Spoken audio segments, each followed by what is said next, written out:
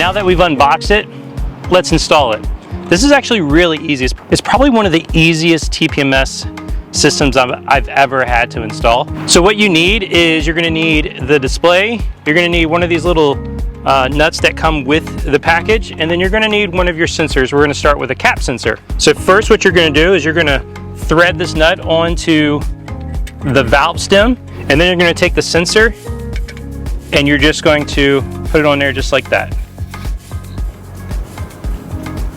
And what that's going to do is that's going to activate the sensor. Now we're going to take the display and we're going to go to settings, and we're going to go to automatic code learn, and this is going to be vehicle 1, and this is my front left tire,